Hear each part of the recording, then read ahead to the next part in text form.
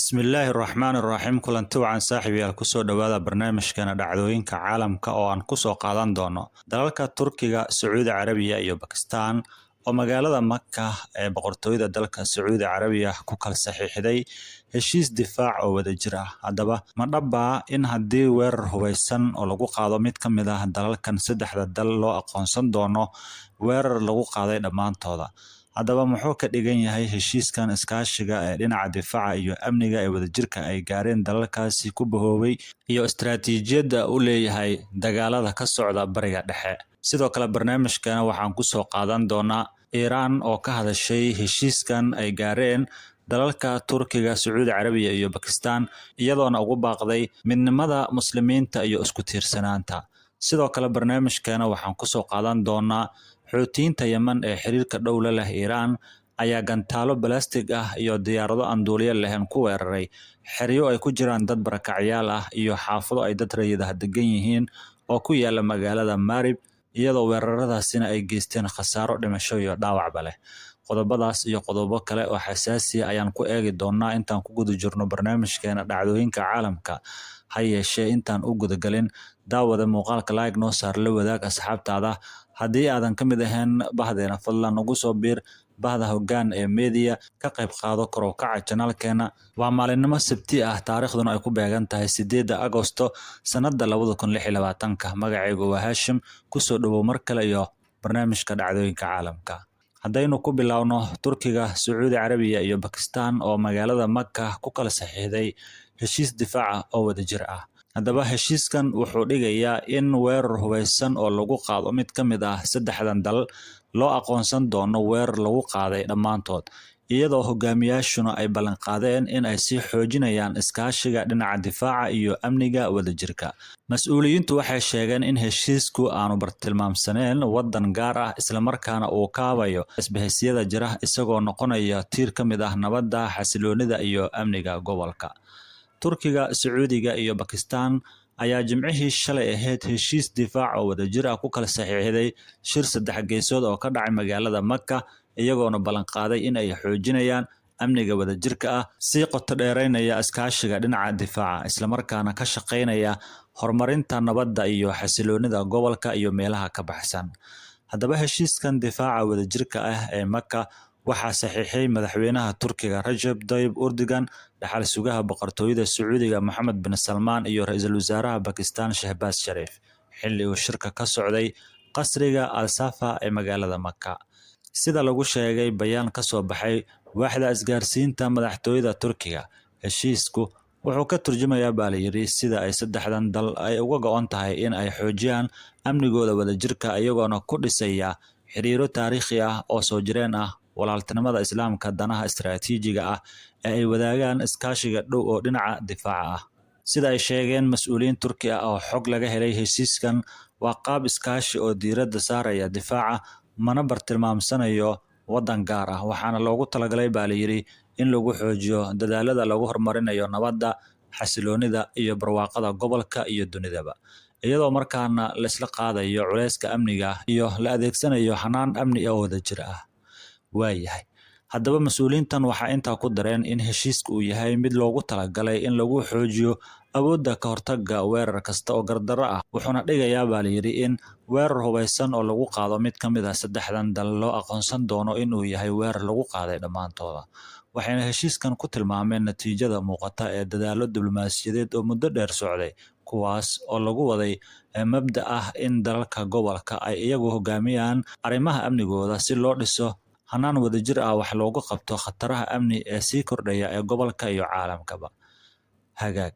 Haddaba marka mas'uuliyiintan waxay sheegeen in heshiiskan sidoo kale uu dhigayo in la ballaariyo iskaashiga dhinaca difaaca oo ay ku jiraan iskaashiga warshadaha difaaca iyo isku dubridka awoodaha military, si saddexdan dal ay si hufnaan ah ama ay si hufan uga wada shaqayn karaan marka loo baahdo.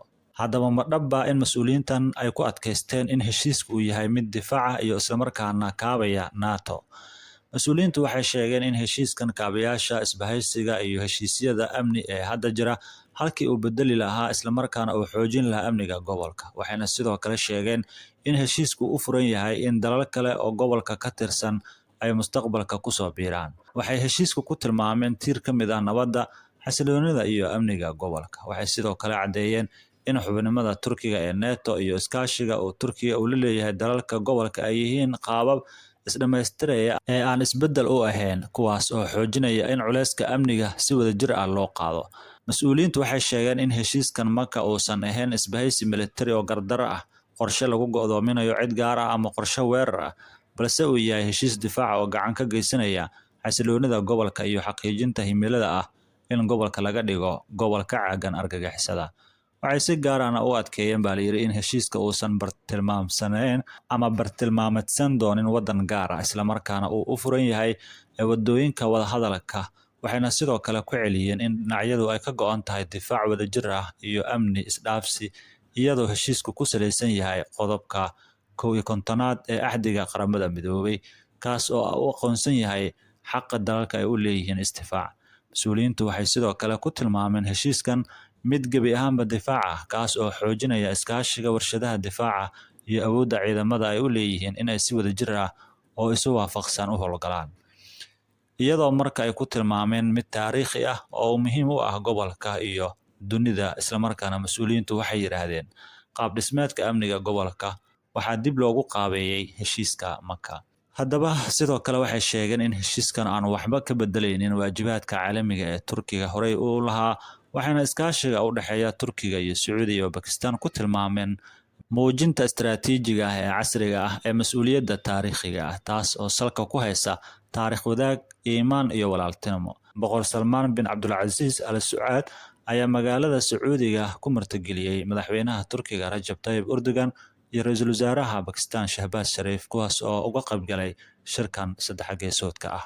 Haddii aynu eegno qodobka xiga, Iiraan waxay ku baaqday midnimada muslimiinta iyo isku tiirsanaanta. Haddaba wasiirka arrimaha dibadda Iiraan Cabbaas Araghchi ayaa ugu baaqay dalalka muslimiinta in ay muujiyaan midnimo iyo isku tiirsanaan, isagoona ammaanay ciidamada qalabka sida ee Iiraan oo u sheegay in ay muujiyaan awooddooda iyo diyaargarowgooda xilli ay wajahayaan cadow awood badan. Araghchi ayaa hadalkan ku sheegay qoraal uu habeenkii Jimcaha ku daawacay akoonkiisa X kadib markii Sacuudiga iyo Turkiga iyo Bakistaan ay ku kala saxiixdeen heshiis difaac wadajir ah. Wuxuuna yidhi ciidamada qalabka sida ee Iiraan ee awoodda badan waxay muujiyeen diyaargarowgooda, kartidooda iyo awooddooda iyagoo wajahaya ciidanka militariga ee ugu qaalisan dunida, ayuu yidhi Araghchi. Haddaba wasiirka arrimaha dibadda Iiraan ayaa intaas ku daray, marka muslimiintu hal dhinac u wada istaagaan, waxay si toos ah uga hortagi karaan caqabad kasta oo ay nagu soo wajahayaan shisheeyayaal dana xun wata. Wuxuuna si xooggan u carabka ugu adkeeyey, waa waqtigii aan nafteena oo keliya ku tiirsanaan lahayn, islamarkaana qaadan lahayn walaaltinimada dhabta ah. Hadallada Araghchi ayaa yimid kadib markii dhaxal sugaha boqortooyada Sacuudiga Mohammed bin Salmaan, madaxweynaha Turkiga Rajab Tayyip Erdogan iyo ra'iisul wasaaraha Bakistaan Shahbaz Sharif ay Jimcihii magaalada barakeysan ee Maka ku kala saxiixdeen heshiis loogu yeeray difaaca wadajirka ah ee Maka. Heshiiskan ay kala saxiixdeen saddexda dal ee muslimka ah ayaa dhisaya hanaan difaac wadajir ah, kaas oo dhigaya in haddii mid ka mid ah saddexdan dal la weeraro, weerarkaasi loo aqoonsan doono inuu yahay weerar lagu qaaday dhammaan saddexdan dal. Heshiisku wuxuu isku keenay Sacuudiga oo ah dal weyn oo soo saara shidaalka, Bakistaan oo ah dal haysta hubka nukliyarka, iyo Turkiga oo xubin ka ah NATO, lehna ciidanka labaad ee ugu weyn isbahaysiga NATO, islamarkaana si xawli ah u kobcinaya warshadihiisa difaaca. Wararka ayaa sheegaya in heshiiskan loogu talagalay in lagu xoojiyo iskaashiga dhinaca difaaca iyo awoodda looga hortago weerarada xilli gobolka uu wajahayo hubanti la'aan sii kordhaysa iyo walaac amni oo ay ka mid yihiin xiisadaha ka dhashay dagaalada gardarrada ee Mareykanka iyo Israa'iil ay kula jiraan Iiraan.